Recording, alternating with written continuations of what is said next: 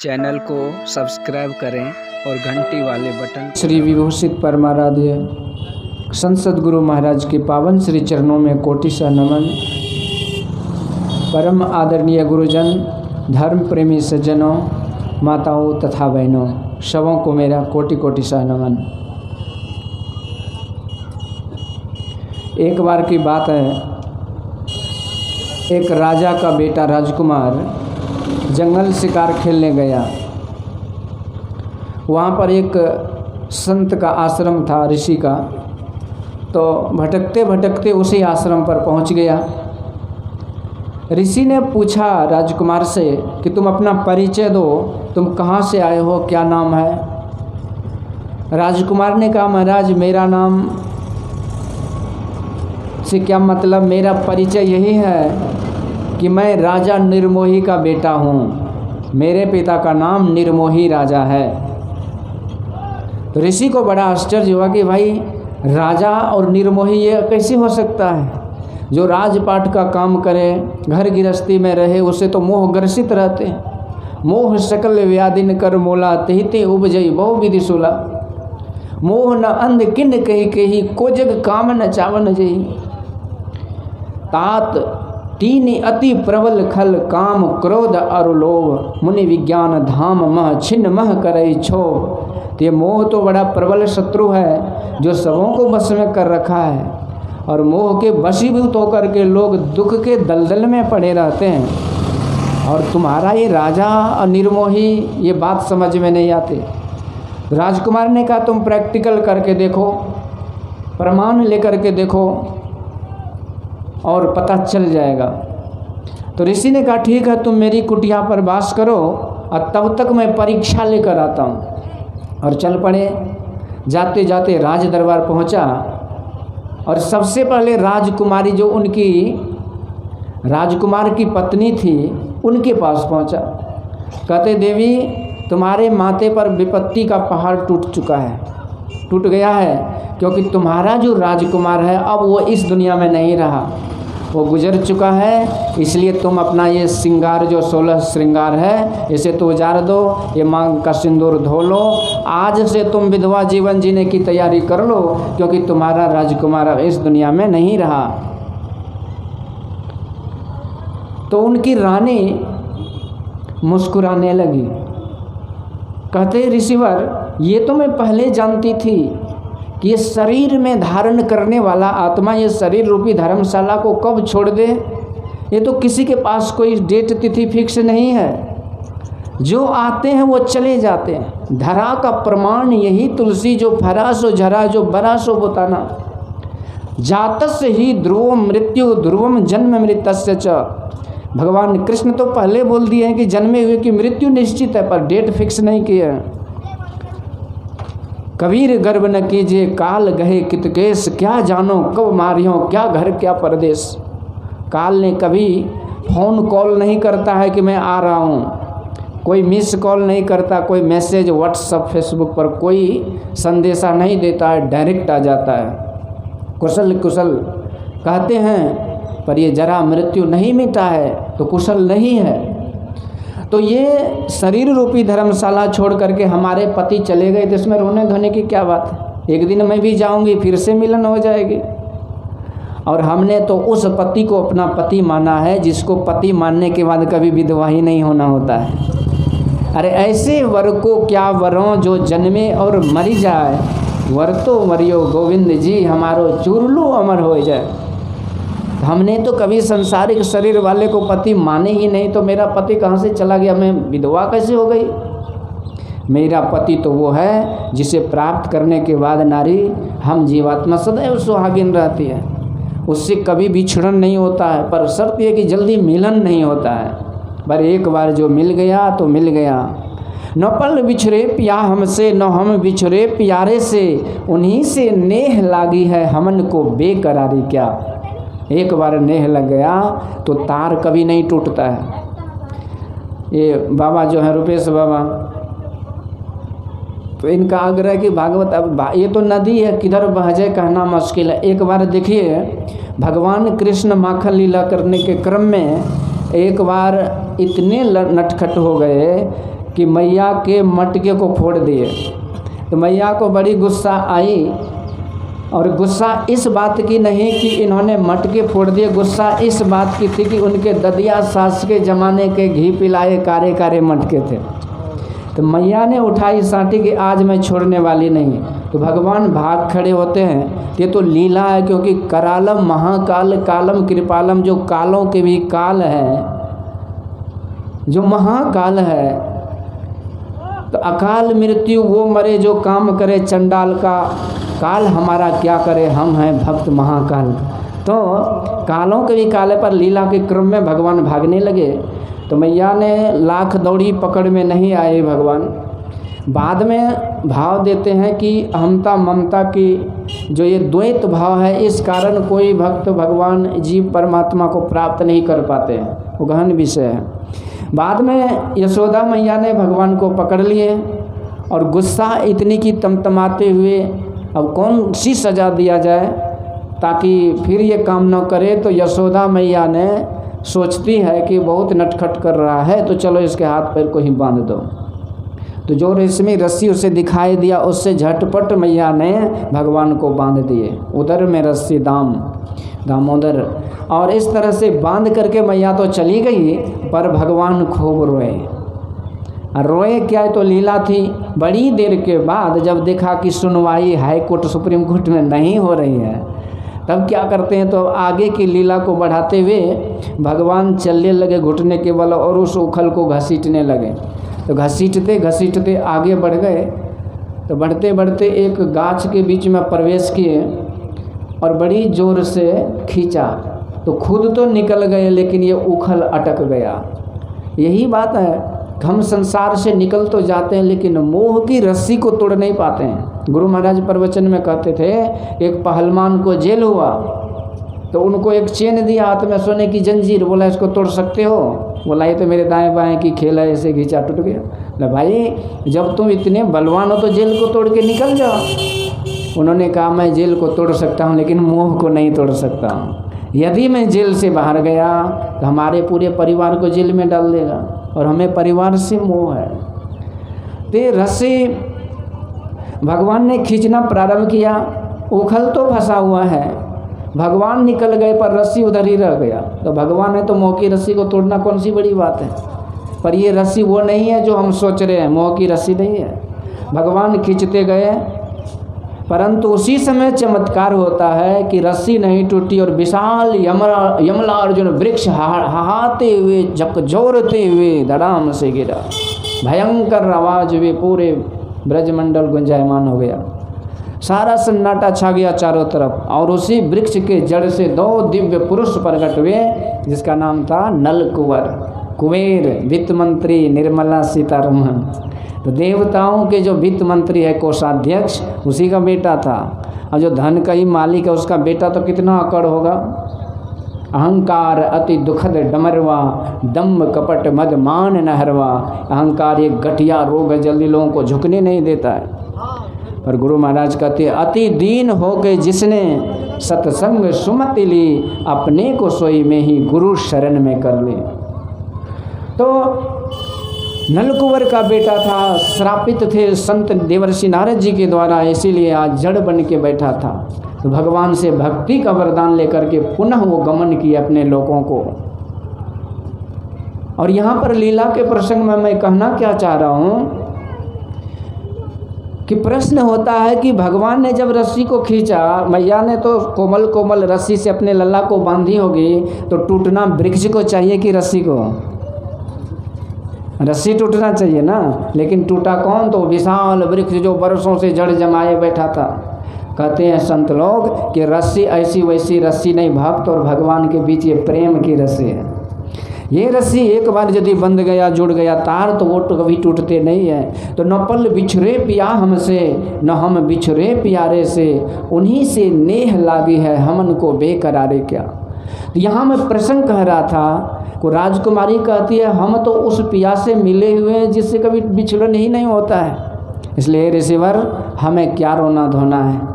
मुस्कुराने लगी। तो ऋषि चलते चलते चले गए उनकी माँ के पास, क्योंकि माँ के अंदर मातृत्व भाव बहुत होता है। कुपुत्रो जाए तो क्वचिदपि कुमाता न भवति। भगवान शंकराचार्य कहते बेटा कुआखर नालायक हो जाए ये बात मान सकता हूँ, पर कोई माता कभी कुमाता नहीं होती है। और जो माता कुमाता होती है कुमाता कहने योग्य ही नहीं है। जो पानी जो मिर्च मीठा हो तो मिर्ची कह सकते हैं क्या? यदि ये चीनी तीता हो तो चीनी कहलाएगा क्या? मतलब मातृत्व, माता का परिभाषा है कि उसमें मातृत्व होना चाहिए। पर ऐसी माता भी बहुत कम ही है। ये मत सोचिए कि जो बच्चे वाले वो माता पिता है, नाम के माता पिता। माता पिता जो वो होते हैं जिसका नज़र एक होता है बेटा बेटी के लिए।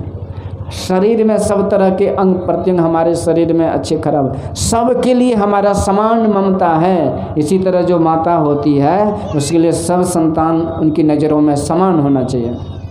पर भगवान शंकराचार्य ऐसे कहते हैं। तो आज ऋषि जाते हैं और रानी के पास, उसकी माँ के पास, कहते रानी तुमको विपत्ति अति शुद्ध खायो मृगराज, अब मैं तो भोजन ना कियो तिस मृतक के काज। रानी तुम्हें बहुत विपत्ति आ गया क्योंकि तुम्हारा बेटा को आज सिंह ने आहार बना लिया। वो दुनिया में नहीं रहा, बेचारा मर चुका है। और देखो इसीलिए अभी तक मैं भोजन तक नहीं किया तुम्हारे उस मुर्दा लाश बेटा के कारण, इसलिए तुम्हारे ऊपर तो विपत्ति बहुत है। रानी कहते ऋषिवर आप जो कह रहे हैं ये तो मैं नहीं मानती। यदि ये सच है तो मैं जब से इस संसार में आई तो मैं किसी को काल के मुख के बाहर नहीं देखती। काल मुख से विमुख भागो, माग भूखा बाग काल के मुख परो है बाबरो। कबीर गर्व न कीजिए काल गहे कित केस, क्या जानो कब मारी हो क्या घर क्या परदेश। ये सब जीव तो काल के गाल में पहले से समाया हुआ है। काल के मुख में मुख परो है बाबरो। ये तो उसी तरह से है जैसे अघासुर के अजगर के मुंह में कोई मेढक चला जाए, अब मेढक को फतिंगा मिल जाए नाश्ता ब्रेकफास्ट के लिए, तो फतिंगा फुल फैमिली के साथ एंजॉय कर रहा है हैप्पी न्यू ईयर का, क्योंकि उसको आहार मिल रहा है, परिवार मिल रहा है, पर उसे खुद नालायक को पता नहीं को कहाँ पड़ा हुआ है। इसी तरह सब जीव तो काल के मुख में था ही। अब किसी ने वो काल ने गाल अपना मुंह बंद कर लिया तो चला गया, तो इसमें कौन सी बड़ी बात हो गई? आप जो हमको सूचना दे रहे हैं ये कौन सी बड़ी बात हो गई? वो काल के गाल में जाना था, जाना क्या पहले से जा पड़ा था। काल के मुख से बाहर कोई नहीं है। महा अजय संसार को, संसार को सागर कहा गया है और सागर में कोई जीव सुरक्षित नहीं रहता है। एक जीवो जीवस्य भोजनम, एक दूसरे को खाने की खा करके ही जीता। वहाँ से वो हलवा पूड़ी कहाँ से लाएगा भाई? पानी के अंदर क्या लाएगा खाने के लिए? पानी के अंदर जो जीव है वही लाता, वही खाता है। इस संसार में एक दूसरे को खाने के लिए तैयार है। तो यहाँ पर तो सब एक दूसरे के आहार बने हुए हैं, तो जो जिसको जब जिसको मौका लगा तो वो खाते गए। तो मैंने कभी उसको बाहर नहीं। तो देखिए भगवान अघासुर के मुँह से ब्रजवासियों को निकाला था, तो ब्रजवासी मतलब प्राणी मात्र ही काल के मुख में है। भगवान ने उसको निकाला, बाकी को क्यों नहीं निकाला? शर्त ये तर रहस्य है कि काल के मुख में तो हम सब हैं। अग पाप असुर राक्षस, पाप को कभी बाप नहीं समझना चाहिए। पाप को रिलेटिव नेटिव क्रिया नहीं समझना चाहिए। पाप आपका हो नहीं सकता, पाप असुर है, राक्षस है, इसी के मुंह में सब पड़े हैं। पर भगवान उसी को बचाते हैं जो भगवान की याद करते हैं। तो इसलिए उन ब्रजवासियों को भगवान ने रक्षा करी थी। तो रानी की फिलॉसफी को सुनकर ऋषि की तो दिव्य दृष्टि खुल गई। सोचने लगे ममता मई माता के आंख से भी आंसू नहीं आए। आश्चर्य हो गया, ये तो बड़े पहुँचे हुए कोई होते हैं। ये दिसंबर है ना, अंग्रेजों का महीना, इसी महीने में हमारे गुरुओं ने बलिदान दिया था। जो 10वें गुरु गोविंद सिंह जी महाराज थे, उनके 4 पुत्र थे, जोरावर सिंह और क्या क्या। 2 पुत्रों को मुगलों ने, दुर्दंतों ने, दुराचारियों ने, आक्रांताओं ने जीते जी चुनवा दिया था दीवाल में। और एक ही शर्त था, या तो इस्लाम कबूल करो या सर को कलम कर दिया जाएगा। कैसी क्रूरता थी। हम लोग अपने सनातन धर्म को किसी को जबरन थोड़े कबूलवाते हैं। गुरु महाराज ने कहा अपना ज्ञान है, तुम दुकानदार जैसे दुकान चलाता है, जिसको मर्जी आओ लो, नहीं लो नहीं लो। कबीरा खरा बाजार में मांगे सबकी खैर, ना काहों से दोस्ती ना काहों से बैर। सतमत किसी को दबाव थोड़ी देता, सनातन धर्म ही किसी को नहीं कुछ कर। तो there are so many religions which are founded religions, they have history, but Sanatan Dharma that which is has no beginning no end. कहते हैं बहुत सारे धर्म है जिसका इतिहास है इतने साल पहले हुआ, लेकिन बतलाइए सनातन धर्म का कौन सा इतिहास है? भगवान राम ने सनातन धर्म स्थापित किए, भगवान कृष्ण ने, अरे भगवान भगवती जो आए इस धर्म में आए, ये सनातन धर्म, सनातनस्य धर्म, सनातन धर्म, सनातनस्य ईश्वरस्य धर्म, ईश्वर का धर्म है। ईश्वर कब से है? ईश्वर जब कुछ नहीं था तब से है, सब दिन से है। सनातन का मतलब ये तो सबसे पहले का, सब दिन से। तो ये गुरुओं के 2 पुत्रों को चुनवा दिया गया था और उनके आँख से आंसू बह रहे थे, बड़े के आँख से। तो गुरु गोविंद सिंह जी ने कहा बेटा तो इस्लाम बन जा, रोने से क्या मतलब। उन्होंने कहा कि मैं इसलिए नहीं रो रहा हूँ, इसलिए नहीं रो रहा कि मुझे चुनवा दिया जा रहा है, मैं इसलिए रो रहा हूँ कि हमसे पहले हमारे छोटे भाई दुनिया को अलविदा कह रहे हैं। पर देखिए यहाँ गुरु गोविंद सिंह जी ने कहा सावस बेटा, सावस सावस, तुमने धर्म की रक्षा के लिए नश्वर शरीर का बलिदान दिया। तो वहाँ ऐसे पहुँचे हुए थे, इसीलिए उसके आँख से आंसू नहीं आए। नहीं तो अर्जुन को देखिए गीता का ज्ञान ग्रहण किए थे, लेकिन फूट फूट करके रोए थे अभिमन्यु के वियोग में। पर यहाँ ऋषि ने देखा ये रानी तो गजब हो गई, ये तो आँख से सिसक, एक नंब भी नहीं हुआ आँख। सोचा चलो अब परीक्षा लेंगे वो राजा का, निर्मोही राजा के पास। राजा मुखते राम कहो पल पल जात घड़ी, असुत खायो मृगराज ने मेरी कुटिया पड़ी। राजा अरे भगवान का नाम लो, तुम्हारा जीवन जा रहा है, क्योंकि तुम्हारे बेटे का तो काम तमाम हो गया, अब तुम्हारा होना बाकी है।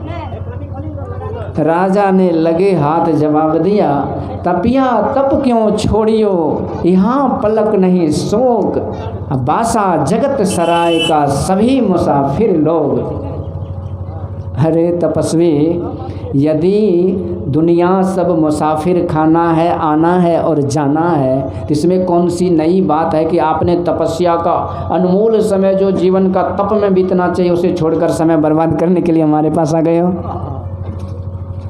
राजा की हक्की बक्की लग गई, बोलती बंद हो गई और हाथ जोड़ करके वहाँ से आ गए और राजकुमार को कहा धन्य हो राजकुमार कि ऐसा माता पिता तुम्हारा है जो सचमुच में निर्मोही कहलाने योग्य है। तो देखिए कष्ट जीवन में सबको होता है, पर ज्ञानी लोग ज्ञान के बल से उसे सह लेते हैं, सहजता से उस कष्ट के दलदल को पार कर जाते हैं, और अज्ञानी लोग उसी में फूट फूट करके रोते हैं। संत महापुरुष कहते हैं जैसे सरसी लोह की छिन पाने छिन आग, ऐसे सुख दुख जगत के सहजो तू तजी भाग। तो जीवन में सुख दुख आता है, ये दुख की घड़ी इसलिए है कि हमारे बीच गुरु महाराज के एक भक्त श्री कामेश्वर बाबू जो इस दुनिया को अलविदा कह के गुरु महाराज के सानिध्य को प्राप्त किए। 2 दिन पहले अपराह्न काल में कुप्पा घाट में पाठ हुआ था प्रवचन का, गुरु महाराज का। वो पाठ था गुरु महाराज की बहन, नाम जानते हैं, झूलन दाई। गुरु महाराज का लालन पालन सब कुछ वहीं की थी, क्योंकि गुरु महाराज बचपन में उनकी माँ गुजर गए थे। उसकी बहन मातृत्व वात्सल्य प्रेम गुरु महाराज को दिए थे। वो उनकी बहन जो थी माँ के समान वो गुजर गए, तो गुरु महाराज वहाँ सत्संग करने गए और वहीं पर प्रवचन में बोले थे कि जो थोड़ा भी ध्यान भजन करेगा, सत्संग करेगा, देखिए यहाँ भाव में मौज में बोलते हैं, जो थोड़ा भी ध्यान सत्संग करेगा वो मनुष्य शरीर के अलावा और किसी शरीर में नहीं जाएगा, यह 100% सत्य है। उसका कभी आधो गति नहीं होता है, वो गुरु भक्त अच्छे अच्छे लोगों को जाते हैं और फिर से भक्ति के शुभ संस्कार के कारण वो फिर से मनुष्य शरीर में आकर और फिर से अपने काम को अंजाम देते हैं, अर्थात भक्ति के अधूरी भक्ति को पूरी करते हैं। और जब तक उनकी भक्ति पूरी नहीं होती है, इस क्रम में जितने भी शरीर मिलते हैं सब के सब मनुष्य के शरीर मिलते हैं। गुरु महाराज सत्संग योग में लिखते हैं, ये जो भक्ति का अद्भुत संस्कार है ये दूसरे शरीर में संभाल नहीं हो सकता है। इसलिए इस भक्ति के संस्कार को संभाल करने के लिए संभाल हो, इसीलिए परमात्मा के विशेष कृपा होती है और इस जीवात्मा को मनुष्य का शरीर दिया जाता है। तो ऐसे भक्तों की दुर्गति नहीं होती है। जो गुरु के शरण में रहते हैं, गुरु कृपा से लोक परलोक दोनों बनता है। सदगुरु वैद्य वचन विश्वासा, संजम यह न विषय कर आशा। सदगुरु बड़े वैद्य। 2-3 दिन पहले की बात मैं सुनाता हूँ। एक माताजी 2-3 दिन से आती थी सत्संग में कुपाघाट में। एक दिन हम थे, वो कुछ बाबा थे, पूछे उनसे क्या हुआ, बहुत उदास लग रही हो। वो कहती क्या बताऊं बाबा, हम 2-3 दिन से हम हॉस्पिटल में, हमारी बेटी को बड़ा ही खराब रोग हो गया।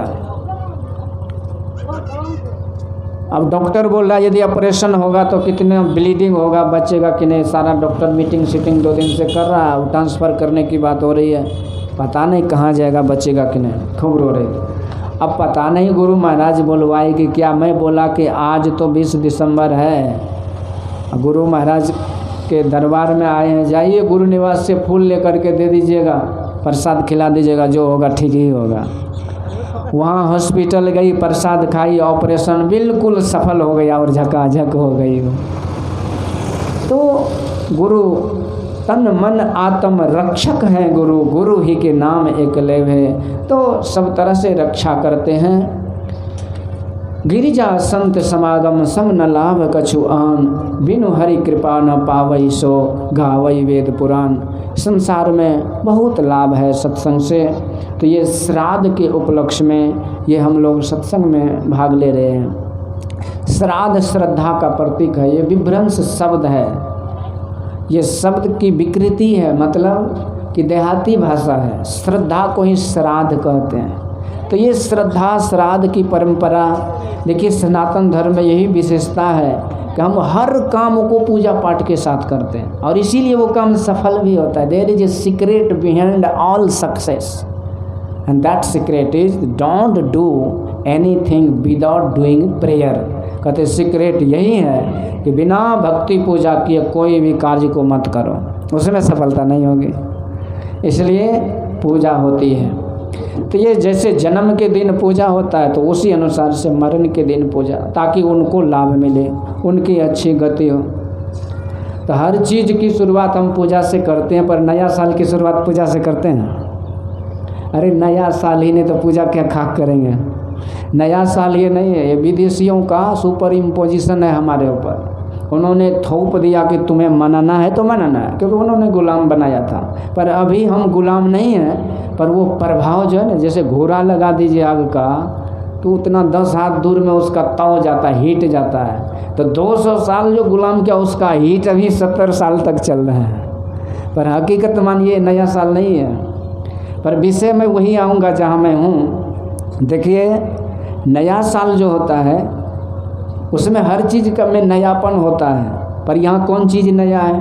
कुम्हेसा लगता है, ये बुढ़ापे का प्रतीक है। अब बुढ़ापा जो वृद्ध हो गए हैं उसको ओल्ड बॉय थोड़े बोलेंगे, तो वृद्ध है तो वृद्ध है, वो नया कैसे हो गया? नया तो बच्चा है। अब देखिए दूसरा तर्क कि जब नया साल होता है तो नई ऋतुएं आती है, ऋतु में बाहर आता है बसंत ऋतु, और खुशहाल जीवन किसान का होता है क्योंकि फल फूल सब होते हैं, नए नए फसल उगते हैं। ये चैत महीना होता है। पर अभी क्यों मना रहे हैं? क्योंकि ईसा मसीह का जन्मदिन था।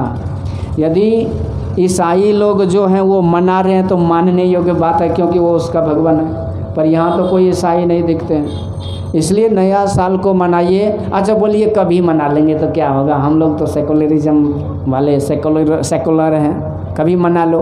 अच्छा एक बात बोलिए, इसमें से कोई ऐसा होगा जो अपने बेटा बेटी का विवाह बिना दिन तारीख का करेगा? हाथ उठाइए। कितनों नास्तिक होता है तो ज़रूर पंडित जी को 10-20 टका देगा, जल्दी से मुहूर्त निकाल दीजिए। नेपाल से एक फ़ोन आया था, एक सत्संगी है, उसकी बेटी की शादी नहीं हो रही थी। आज पैसे वाले थे तो ज़मीन कुछ बेच करके वो 1 करोड़ रुपया रखी हुई है, नेपाली पैसा 70-80 लाख। बढ़िया घर में, अब शादी नहीं हो। मैं उनको बोला था कि गुरु महाराज की दया होगी, बढ़िया शादी घर में होगा, आप चिंता मत कीजिए, दीक्षित हैं। असंजोग से इधर ही सरकारी नौकरी वाले के साथ सेटिंग हो गया। अब तो इतने खुश, झप बंदगी, लब दया सब चलने लगा। जब बाबा कुछ दक्षिणा भेजना चाहते हैं, बोले व्हाट्सअप से भेज दो। व्हाट्सअप से कहाँ आने वाला, इतने खुश। तो मैं अब कितनों खुश हो, लेकिन जब तक मुहूर्त नहीं आएगा तो शादी कहाँ से हो। जनवरी फरवरी मार्च में कोई लगन ही नहीं। तब 3 महीना के लिए वो पेंडिंग चला गया। तो कोई ऐसा नहीं होगा कि जो बिना लगन का शादी करे। यदि करें तो क्या होता है, तो पुराने लोग से पूछिए, बोलेगा बेटी का ब्याह करोगे बिना लगन का, नहीं तो नतनी अनरा नंगड़ा कन्हा कोतरा लूल्हा, यही होगा, इसलिए मत करो। तो जब गलत मुहूर्त में कोई काम करते हैं तो ये प्रमाणिक बात है कि शुभ नहीं होता है। तो गलत मुहूर्त में जब नया साल मनाएंगे तो पूरे साल गड़बड़ी हड़बड़ी होगी कि नहीं। ये जनवरी सब गड़बड़ी हड़बड़ी लाएंगे, इसलिए मुहूर्त को समझिए। इसलिए नौ दुर्गा जो होती है, दुर्गा शक्ति माँ प्रकट होती है और धर्म की ध्वजा फहरता है। रामनवमी में हनुमान जी महाराज की स्थापना होती है, वो धर्म के प्रतीक है। तो धर्म की ध्वजा फहरे, उसके लिए शक्ति माँ की पूजा हो। तो शक्ति मिले, भक्ति करें, धर्म पर रहें और इन्हीं शुभ कार्यों के साथ शक्ति की पूजा, धर्म की पूजा, धर्म का ध्वजा फहरता रहे। और इसी संकल्प के साथ जब हम शुभ साल का शुरुआत अपने जीवन में करते हैं तो सालों भर का जो है समय खुशहाल होता है। इसीलिए ये सत्संग में ये ज्ञान तो जरूर होता है कि कब दिन है, कब रात है, कब नया साल, कब पुराना साल है। अच्छा बोलिए, एक दिन कब होता, कितने घंटे मिला के होता है? 12 घंटे दिन, 12 घंटे रात। पर नया साल 12 बजे रात में कहाँ से हो गया? तो नया साल तो नया शुरुआत, नया सवेरा होता है।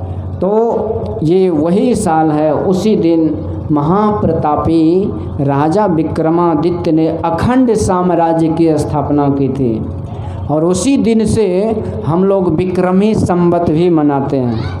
पर ये नहीं है कि विक्रमादित्य के नाम से नया साल चला, उसी 2077 साल पहले से ही साल मना रहे हैं। साल तो पहले भी मना रहे थे। महाराज युधिष्ठिर का जब राज्याभिषेक हुआ था उसी मुहूर्त में हुआ था। ये युधिष्ठिरी संवत भी था, वो छिप गया।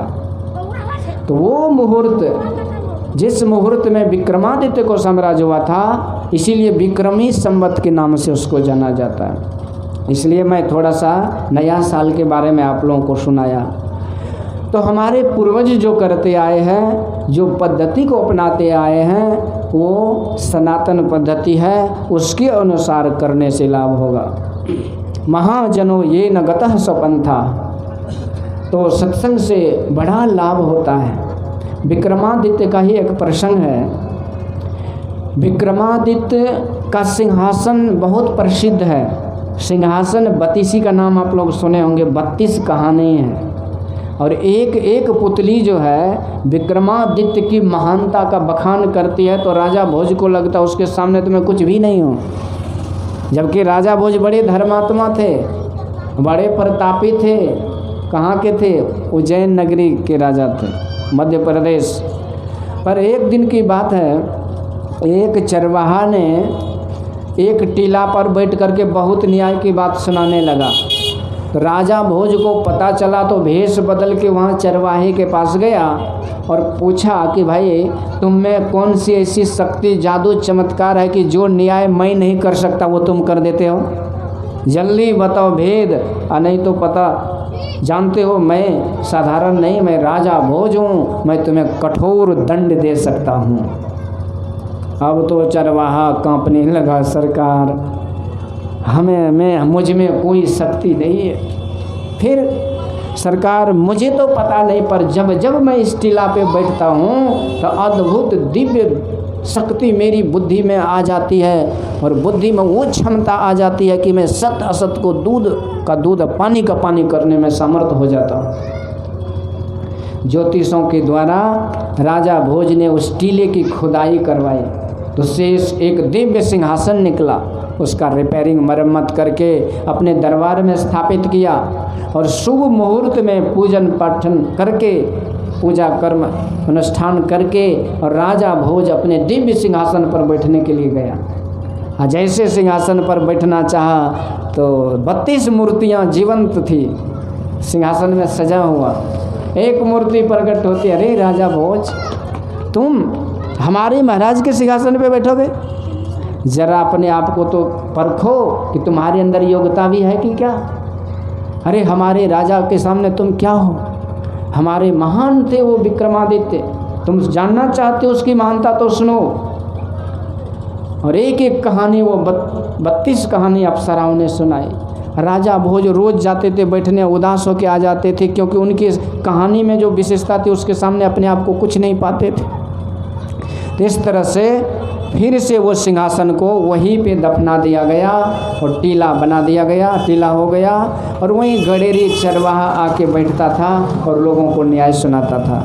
मेरा कहने का विषय है कि महाप्रतापी राजा विक्रमादित्य हमारे पूर्वज थे और उन्होंने जो राज स्थापना की तिथि निर्धारित की, यदि नया साल मनाइए तो तब मनाइए चैत महीना में। और दूसरा विषय मैं ये कह रहा हूँ कि देखिए, विक्रमादित्य महाप्रतापी थे और उसका प्रताप ऐसा कि वो जिस सिंहासन पर बैठते थे और वो सिंहासन, आप लोग स्थिर से रहिए, बोलिए श्री सद्गुरु महाराज। जिस सिंहासन पर विक्रमादित्य बैठते थे वो सिंहासन में वो गुण था कि अगल बगल बैठे हुए लोगों की बुद्धि पर वो अच्छा प्रभाव पड़ता था और उसकी बुद्धि में सद्बुद्धि आ जाती थी, दिव्य ज्ञान हो जाता था। इसी तरह महापुरुष का जहाँ सिंहासन लगता है, भले वो प्रत्यक्ष रूप में नहीं होते हैं, व्यक्त रूप में नहीं होते हैं, हम लोगों के लिए प्रत्यक्ष नहीं है तो इसका ये मतलब थोड़ी को प्रत्यक्ष नहीं है। उल्लू के लिए अंधेरा है तो इसका मतलब सूर्य नहीं है, ऐसी बात नहीं है। व्यक्त हम लोगों के लिए भले नहीं हो, पर जहाँ पर गुरु महाराज के महापुरुष के सिंहासन लगते हैं वो जगह पवित्र होता है और जिनके नाम से वो जग होता है उस आत्मा को भी शांति मिलती है, उसको सुख मिलता है। जहाँ भी जाते हैं वो, जहाँ भी वो जाता है कि सत्संग का पुण्य उसको मिलता है और उस प्रभाव से वो उसकी अच्छी गति होती है। तो इस तरह से ये श्राद्ध कर्म यहाँ पर हो रहा है। श्राद्ध कर्म श्रद्धा का प्रतीक है और जो करते हैं, तो आप लोगों ने सुना होगा कि धुंधकारी एक प्रेत था, प्रेत आत्मा था जिन्होंने बहुत पाप कर्मों को किया था, पर उसके नाम से आकाशवाणी के अनुसार जब गोकर्ण जी महाराज ने यही श्राद्ध कर्म करवाए अर्थात श्रद्धा के प्रतीक सत्संग कराए थे, तो धुंधकारी जैसे पापात्मा का उद्धार हुआ। तो सोचिए विप्र जो वेद विहीना, सोचिए नृपति जो नीति न जाना, सब विधि सोचनीय जग सोई, अजे न छाड़ छल हरिजन होई, पर सोचनीय नहीं कौशल राव। कहते हैं तो अरे सोचना तो उसके लिए जो पाप कर्मों को करते हैं, जो दुराचारी पापाचारी अत्याचारी है उसके बारे में सोचो, पर जो सत्संगी है सत्संग भजन किए तो उसके बारे में सोचना कुछ नहीं, वो गुरु की कृपा है और गुरु कृपा से उसको लाभ ही होता है। एक बार मैं बरियारपुर गया था सत्संग में, कुछ दिन पहले की बात है। और वो सत्संगी जो माता जी थी वो सत्संगी नहीं थी, वो बूढ़ी माता, पर उसकी बेटी सब जनरल क्लास का था। जनरल क्लास समझते हैं कि सब कुछ, और वो सत्संगी थे। बेटा सब भी कुबाखर नंबर 4 सब था, खाने पीने में सब ऑलराउंडर था, सब कुछ खाते थे, क्योंकि आजकल ऐसे लोगों की कमी नहीं है। एक बार मैं ऋषिकेश में था, बहुत पहले की बात है। ऋषिकेश में मैं 10 साल रहा हूँ। मैं बना तो घर छोड़ा था तो बहुत पहले, लेकिन मैं इधर रहा नहीं, इसलिए लोग हमको जानते नहीं। एक आदमी हमसे मिला था, बोला कहाँ रहते हैं बाबा? हम बोले कुप्पा घाट में। वो माथा पीटने लगा, बोला हमने जीवन में आपको नहीं देखा हूँ। तो मैं बोला आप नहीं देखे तो क्या हम आत्महत्या कर ले क्या? आप नहीं देखे तो आपकी परेशानी। बहुत पहले की बात है, 1996 ईस्वी में मैं ऋषिकेश गया था, आज से 24 साल पहले। वहीं पर एक स्कूल था, योगा स्कूल, अंग्रेजी मीडियम में योगा की पढ़ाई, तो मैं पढ़ा रहा था। गुरु कृपा से गुरुकुल की शिक्षा हुई, अंग्रेजी मीडियम में, तो हमारे लिए कोई परेशानी नहीं। तो मैंने बच्चों को कहा कि तुम लोग हाथ उठाओ कि कितने आदमी वैष्णव हो भाई। किसी ने हाथ नहीं उठाया। और कहा साकट कितने हो मीठ मछली खाने वाले, तो सबों ने हाथ उठा दिया। अब मुझे आश्चर्य लगा कि भाई ऋषिकेश ये ऋषियों महर्षियों तपस्वियों का तपस्थली, और यहाँ कैसे कैसे निश्चर के बच्चे, ये सबके सब खाने वाले यहाँ। मतलब वो स्कूल था, साधु महात्मा का कोई नहीं था, तो ऐसे की कमी तो है नहीं खाने वाले के। एक सत्संगी मेरे पास आया, बोला बाबा हम बड़ा परेशान हैं। मैं बोला क्या हुआ आपको? बोला हमको तो कुछ नहीं हुआ, तो हम तो कबीरपंथी हैं, देखिए गले में कंठी है। कब लिए? बोला जब जन्म लिए थे तबे साहब जी आके बांध दिया था, हम तो पक्का कबीरपंथी हैं। तो अरे हम मत पूछिए, कुछ भी नहीं खाते, दूधाधारी वैष्णव हैं। अरे फिर तो परेशानी क्या है? तो बोला बाबा परेशानी थोड़ा सा घर वाली को लेकर के है। क्या हुआ? अरे बाबा वो क्या बताएं, खाने पीने में वो माहिर है, सब कुछ खाती है। कौन सब कुछ? मत पूछिए, 2 टांग 4 टांग, नंगड़ी पुछड़ी हड्डी पसली सब एक कर देती है वो। हम तो कबीरपंथी हैं बाबा, लेकिन हमारा घर वाली जो है नाक में दम करके रखी है। मैं बोला तो ठीक है ना है जी, तुम कबीरपंथी और तुम्हारी घर वाली जयपंथी, कोई दिक्कत थोड़ी है। वो जयपंथी गाड़ी पर बैठी है वो। तो कहने का मतलब कि ऐसे से लोग जो खाते पीते हैं, ऐसे दुराचारी पापाचारी का उद्धार होता है। तो सत्संगी के लिए क्या कहना। तो वो जो बरियारपुर में मैं गया तो वो सब वो जयपंथी, और केवल वो बूढ़ी माता थी सत्संगी, और उसकी बेटी अब मोहर लगा रखी थी शिव चर्चा। कौन सा मोहर है वो तो आप लोग जानते होंगे, क्योंकि शिव चर्चा तो हम लोग करते हैं। शिव का अर्थ होता है कल्याणकारी, और परमात्मा कल्याणकारी, उसी की तो चर्चा हो रही है। अब वो लोग विरोधी था, घोर विरोधी कि भाई सत्संग नहीं करो। पर संजोग क्या हुआ, वो बूढ़ी माता तो मर चुकी थी, उसकी बड़ी बेटी पर आ गई वो। कौन? वही माता राम। और जल्दी बोली कि फ़ोन नंबर मिला कुप्पा घाट। अब कुप्पा घाट में तो बाबा सब तो हवाई उड़ते रहते हैं, सब तो वहाँ दिखते नहीं है, तो कोई ना कोई दिख गया, संजोग से मैं मिल गया।